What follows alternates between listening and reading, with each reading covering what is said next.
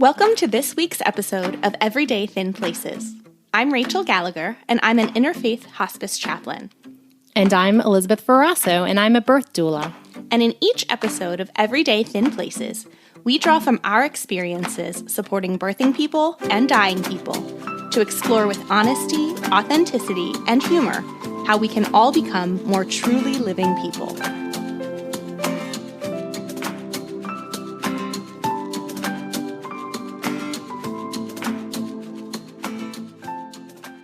So, Rachel, do you think that Facebook can be a thin place? Funny you should ask.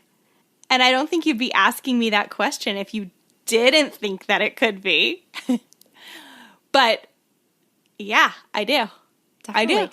I mean, I know that it's a thin place because I have experienced it as a thick place. Thick as in like I want to hit my head against the wall for what I'm experiencing, right? We all know about this where you're just like, I can't believe what I'm reading or seeing, or the sort of negative interactions that you have with people, sometimes with strangers. I've tried to make a rule for myself that life is better when I don't try to change the minds of strangers on Facebook, and sometimes I give in. Sometimes it's with friends or family members, or I don't know, I see this phenomenon of people coming out of the woodwork on Facebook. Have you ever had someone who has not once liked one of the awesome one dish bowls that you've made or an adorable picture of your chihuahua, but needs to come in and correct you about a political opinion or something else that you have?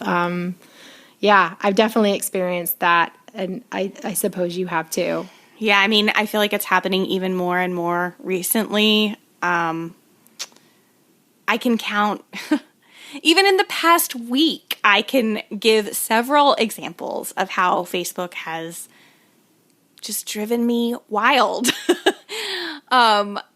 Just recently, I was in a Facebook group. It's a really big Facebook group, and I don't know most of the people in there, and I just made a comment on somebody's post, and it was a well-meaning comment, and someone else who I do not know, who was not the original poster, took my comment the wrong way, wanted to argue with me about it, ended up calling me a really bad word, and then the moderators of the group muted both of us because it was just so absurd, and it was frustrating to me, and I thought about taking a social media break. Like, it really made me examine, like, do I need to take a break from this, or maybe even walk away from Facebook completely?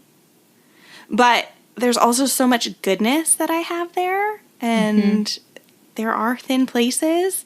So I wasn't willing to walk away from it, and I'm just choosing to spend more of my time and more of my energy in those places of Facebook that are thin places for me.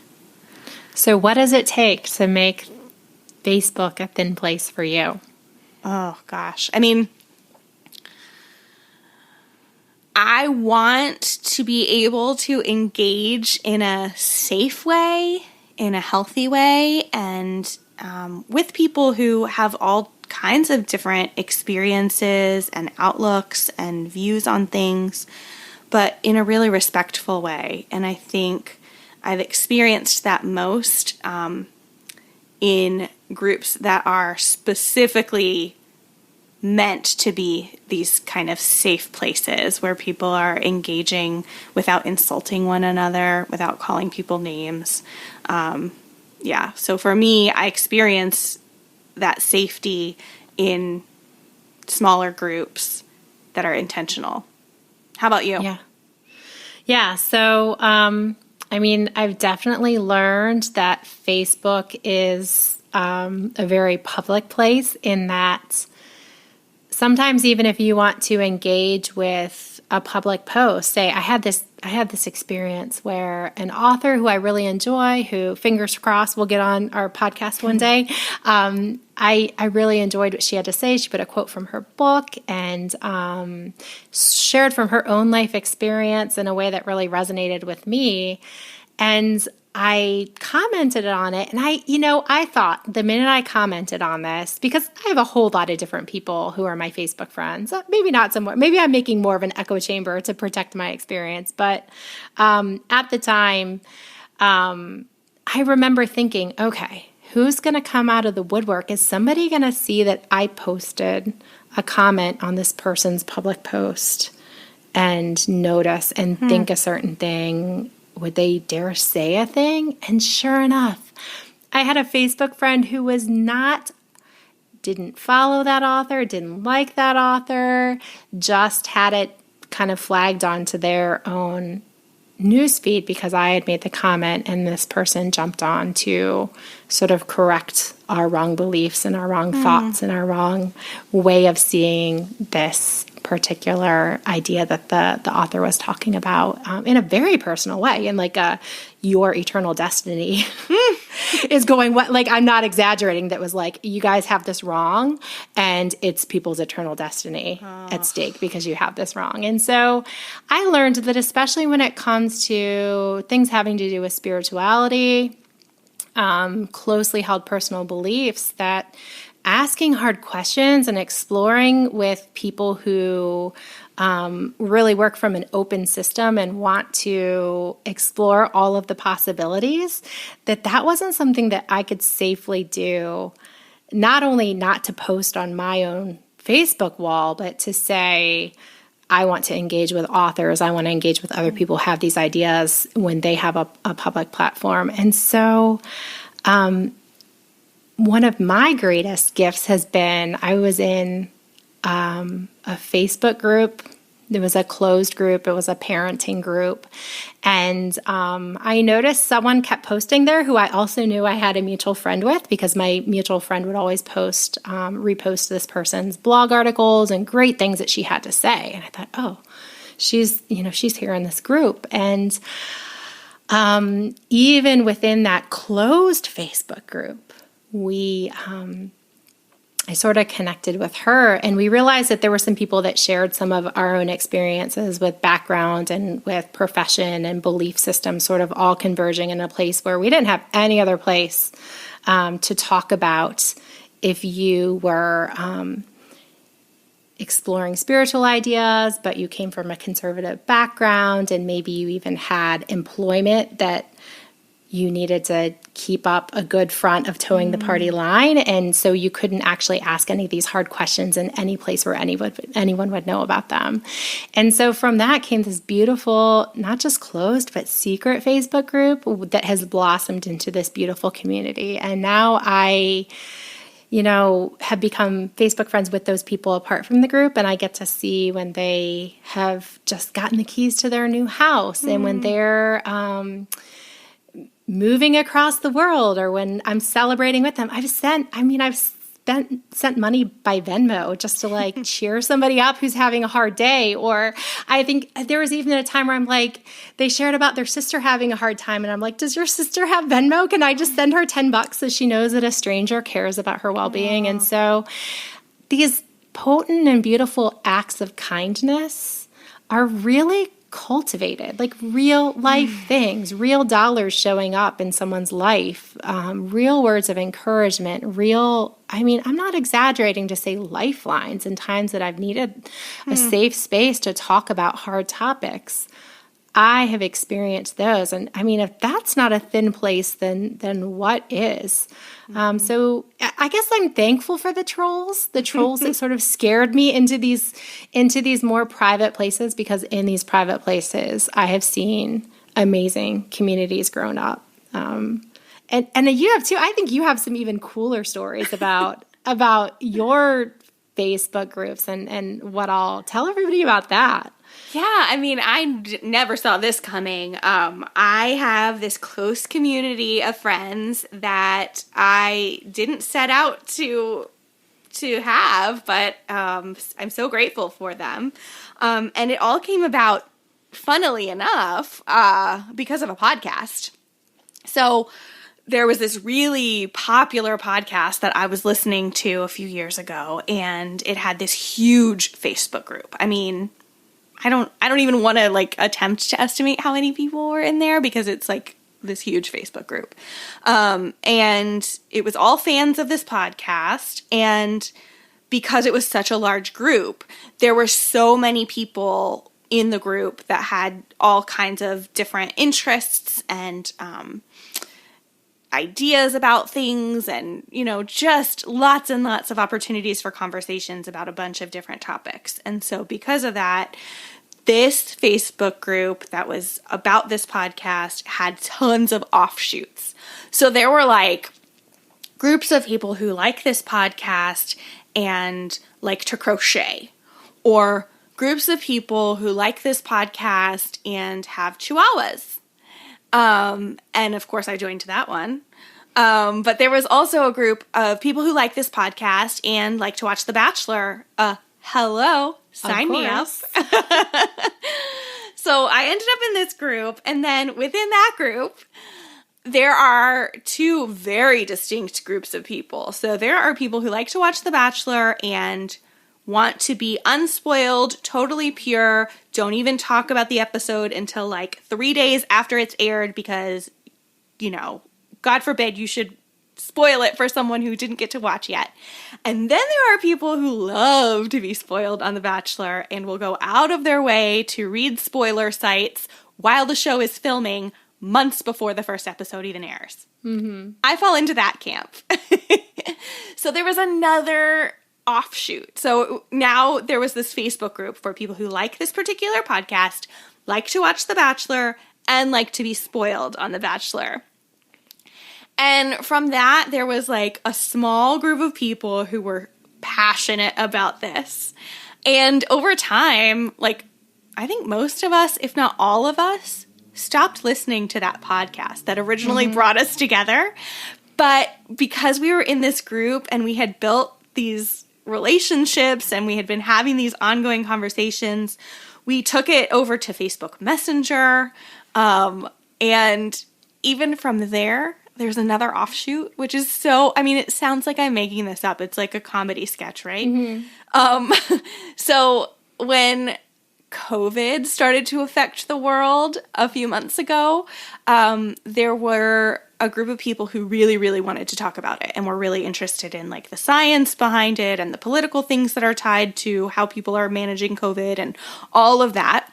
And then there were some people who felt like it's all too stressful and they just want to keep talking about The Bachelor. And, you know, they're not necessarily trying to add more COVID conversations into their life. So there's another offshoot. It's people who originally listened to this podcast, but don't anymore, love The Bachelor, love to be spoiled about The Bachelor, and want to talk about the current events and social issues and political issues and kind of all the ways that the world is terrible right now. Yeah. And when we first started this podcast, like we knew like our closest friends would listen, right? Yeah. Some of our family members would listen. I mean, my mom I didn't think she knew what podcasts were, but then she wrote a review on our podcast, so she figured it out. You can go to Apple and read the sweet review that my mother left. So she's the one that has known me since I was growing in her uterus, which is exactly what she says. In case there's any confusion. In case there's any confusion about which one is hers. So we knew, like, I knew my mom. I found out my mom would listen. I knew my close friends would listen. But I look at the listener map and I see someone listening from Germany. And I know who that is from my secret Facebook group. Someone who, I see someone listening from Hershey. You all know who you are. I'm not going to out you here because you're in a secret Facebook group with me. But we have listeners from around the world that are our people who we have developed relationships with because of these curated, thoughtful, beautiful, thin places on Facebook. Yeah. I asked some of my friends from my close Facebook group to talk a little bit about what they love about our group and about private groups. And I know you asked some people to share too. Yeah. Mm-hmm. Let's hear from them so people don't have to just take our word for it. I'm not really sure why private Facebook groups have the power that they do, or the allure for everyone. All I know is that when I started joining them, I found people that I shared common interests with, that they were some of the most interesting and amazing, inspiring people that I've ever had the pleasure of coming across on the internet. The internet can be a daunting and lonely place, and I know that I've made lifelong friends in these groups, and I think that that is not an uncommon story. I've been very fortunate to be a part of a handful of safe, private online groups my entire adult life, and those groups have given me the opportunity to widen my perspective and expand my scope of experience. They've given me exposure to ideas, cultures, and beliefs outside of my upbringing, and space to explore my reactions and adjust my own beliefs. I would truly not be the person I am today without having those safe spaces to stretch my wings and make my own informed decisions outside of the pressures of my family and church of origin, while knowing that I have the support of people who accept and understand me on my own merits. Hi, my name is Leisha, and I'm an American living in Tanzania for the past 11 years. I started going through a shift in my religious beliefs about a year and a half ago, and found a closed Facebook group that helped me process through all of that with people who've had similar life experiences and could both coach me and just listen to me and kind of guide me along the way gently and carefully. And even though we're half a world away from each other, most of us, it's been amazing. And we had a Zoom call to check in with each other during the early days of the pandemic, and all of that. It's just been incredible, so valuable for me. It's probably the only reason I'm still on Facebook.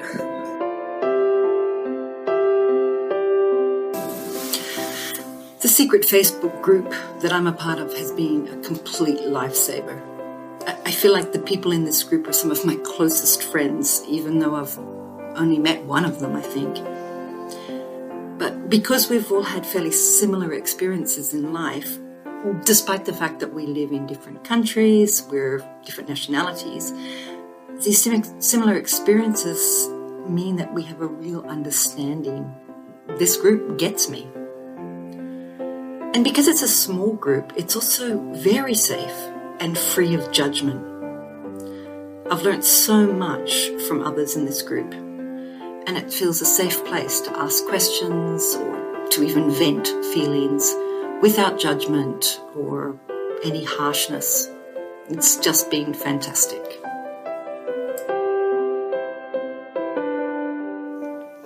My name is Paul Haken, and I was raised in an evangelical Christian family. I went to church all my life. I eventually went to a Christian college, and then I joined a mission board and went overseas, raised my family in Africa. And then after that, I got involved in church work in the States and was in a pastoring ministry for 15 years. And then I started to change some of my viewpoints and some of the strongly held beliefs that I held all my life. Really, I began to question and look at things differently. Now I am on Facebook, and I have a lot of friends from many different countries and places friends that I've made over the years. I enjoy a lot of posts of my kids who are now adults and they have families of their own. And so I enjoy Facebook and maintaining friendships. However, a lot of my beliefs, since they've changed, I have trouble appreciating some of the posts of many of people who had formerly been in my life. And they also have difficulty liking my posts. And some of my strongly held convictions now, they don't seem to share. So people in this group, there's about 130, I think, members of this private group. Many of them have a life story that is similar to my own. And they believe strongly in some of the same things that I believe in now. As far as just looking at life with a much broader lens, much larger view of things than previously was the case. So I find that my old friends, many of them, they kind of either unfriend me or they just don't respond to a lot of the things that I might think are important. But when I post things, I get a response, and it's nice to be understood and to be responded to. It's nice to make new friends who actually understand some of the same things that I now understand and feel to be important. So I guess those are the reasons I really enjoy this private group. Hey, my name is Kristen. I actually know Rachel through a Facebook group chat that started as an offshoot of a Bachelor-related group. And it's these like 10 to 15 people, and we just talk about reality TV and the news, and especially during the pandemic, they've been really helpful for me. Like, there was one time where I was having a panic attack, and they were the first people that I sent a message to was this group chat, because I just knew that like one of them would be on their phones and able to talk to me and kind of like calm me down and distract me, and they were there for me for that. And that's just kind of how the group has been, and it's great. And yeah, I love that group. And then I'm also a part of a group that started as an offshoot of a dating group, and so we talk about dating, mental health issues especially, and just like really personal things, that some things I haven't even told my best friend I feel comfortable telling these people. And there's just something about like the privacy of the internet somehow, even though they know, like, they have my Facebook profile, they could look me up and find me, and but it's just like a group of people that we all trust each other so deeply, and it's just great. We're there to support each other, and you can talk about things that you are scared to tell other people, and just look for support, and it's great. And yeah, I think that's why Facebook groups are great, especially private, closed ones. There's lots of times where I'm talking to my mom or a friend, and I'll be like, oh yeah, my friend said this to me, and it's somebody from Facebook that I've never actually met, but it's true, they're my friend, and that's a pretty cool thing, I think. Yeah.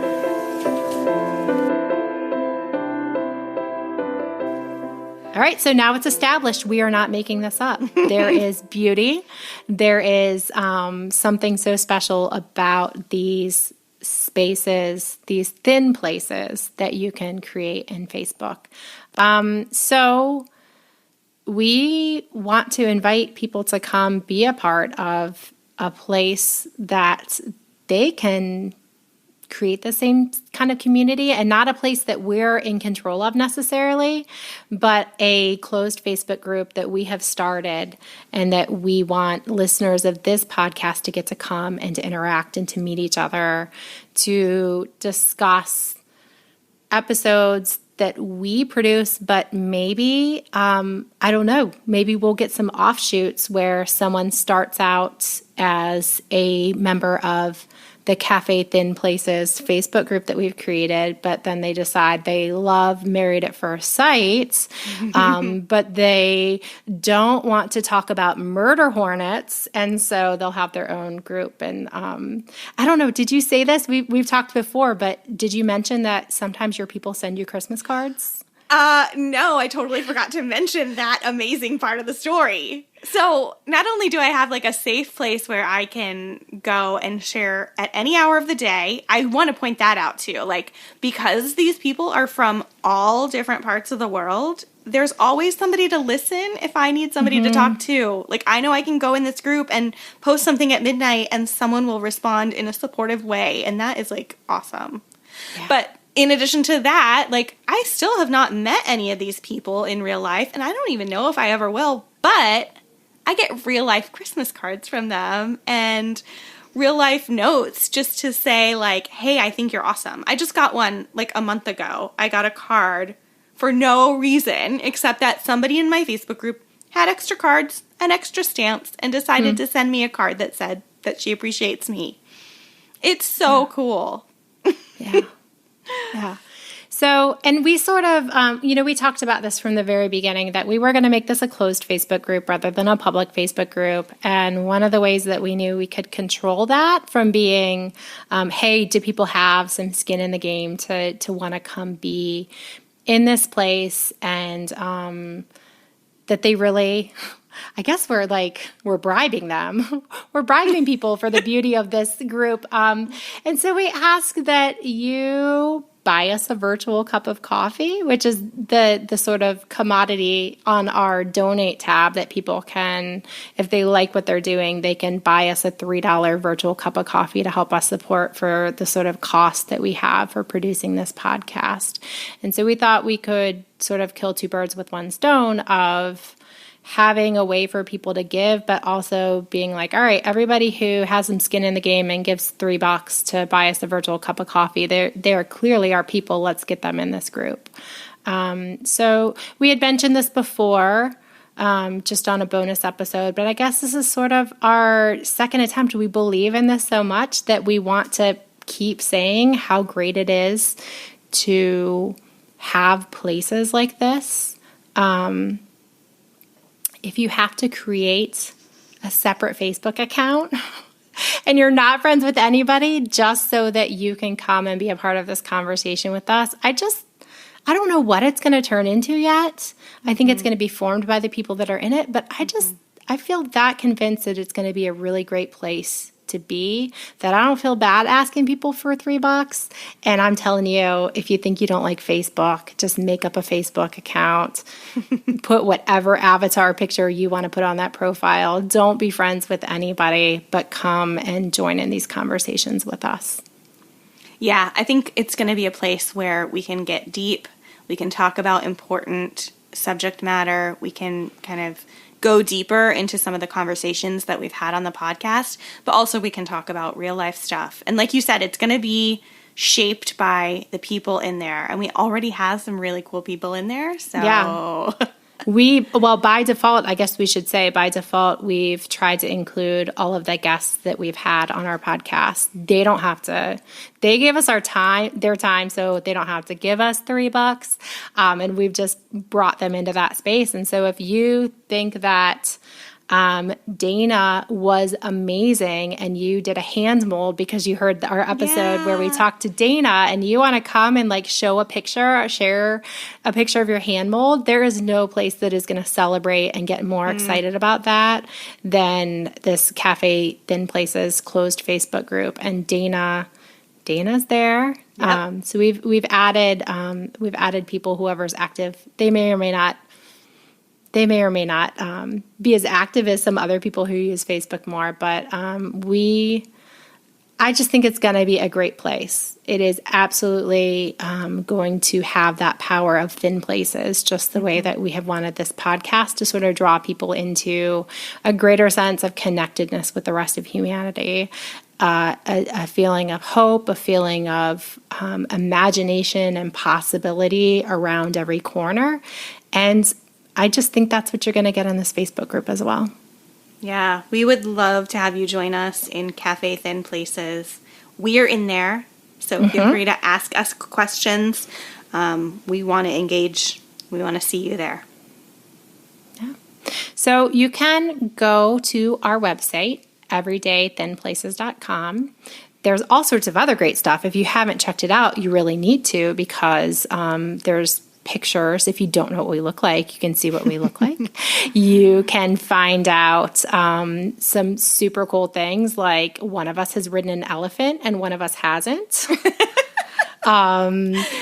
I don't know. There's all sorts of fun little things on there. So you should definitely check out the website anyway. But if you look at the donate tab, that's where you will find the link. You just click on it. It says buy us a coffee, and it takes you to a website called Ko-fi, not Ko-fi, even though it's spelled K-O-F-I.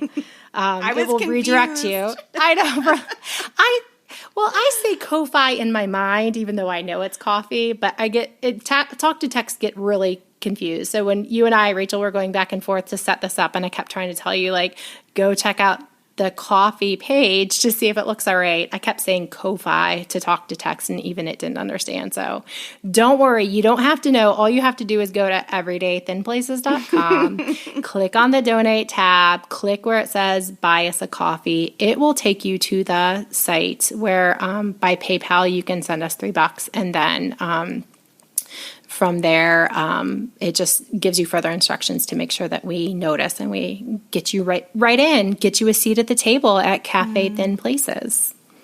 It's a big table. We have room. It's unlimited space. Yeah. So, all right. Well, hopefully we'll see some of you there. And in the meantime, we will keep churning out more and more of these great episodes for you so that you can take us on a walk, take us wherever you're going in your ears. But if you want to come have that two-way conversation, we'll be waiting for you at Cafe Thin Places. Thanks for joining us. Now it's our turn to hear from you. So would you do us a big favor and go into your podcast app and rate us?